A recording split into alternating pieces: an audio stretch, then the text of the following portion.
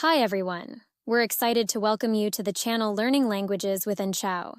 This is a series of short stories about the life of a super cute 10-year-old girl named Anne. We hope you'll learn many interesting things about English through these fun stories about Anne's school, friends, family, hobbies, and dreams. So, sit back and enjoy today's story. When Uncle Leo arrived, he was not what Anne expected. He was tall as a tree, with a laugh like a rumbling thunderstorm. His shoes seemed as big as boats, and his voice boomed like he was on a stage. Anne's family had never seen such a character, and the house suddenly felt smaller and louder with his presence.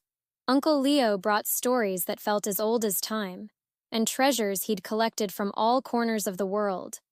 He even had a stuffed frog he claimed was a lucky charm, though to Anne it looked like it could use a wash. He talked with his hands, gesturing wildly and nearly knocking over a vase once. Chloe squealed with laughter, finding his antics pure gold, while Anne's mom just rolled her eyes. But what got to Anne was Uncle Leo's warmth. Every morning he brewed the strongest tea, calling it liquid courage, and insisted and try a sip, scrunching his face just like her when it was too bitter. They played board games well into the night, and she quickly learned he was a master of tricks and surprises. At first, Anne thought Uncle Leo was a bit off his rocker, but soon she saw he was a treasure, one that didn't need polishing. By the time he left, the house felt a tad empty, yet somehow fuller, as if Uncle Leo had left a sprinkle of adventure behind. Let's listen to the story again. On the screen, you'll see today's story with some blanks. Your challenge is to listen carefully and fill in the blanks correctly. When Uncle Leo arrived, he was not what Anne expected. He was tall as a tree, with a laugh like a rumbling thunderstorm. His shoes seemed as big as boats, and his voice boomed like he was on a stage. Anne's family had never seen such a character, and the house suddenly felt smaller and louder with his presence. Uncle Leo brought stories that felt as old as time, and treasures he'd collected from all corners of the world. He even had a stuffed frog he claimed was a lucky charm, though to Anne it looked like it could use a wash. He talked with his hands, gesturing wildly and nearly knocking over a vase once.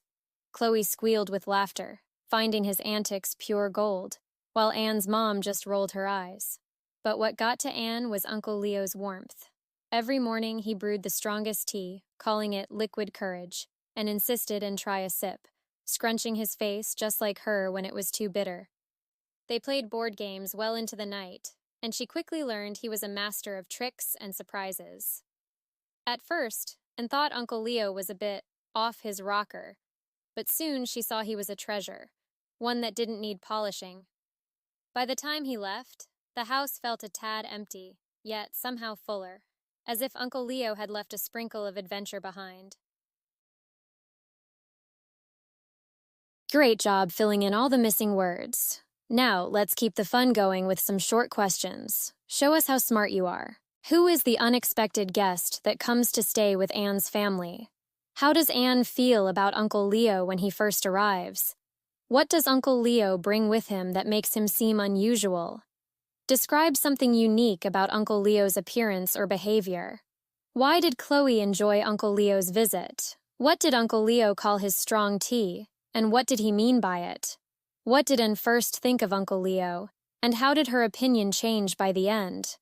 How does Uncle Leo's presence make the house feel different? What kind of games do Uncle Leo and Anne enjoy together? What do you think the author means by saying Uncle Leo left a sprinkle of adventure behind?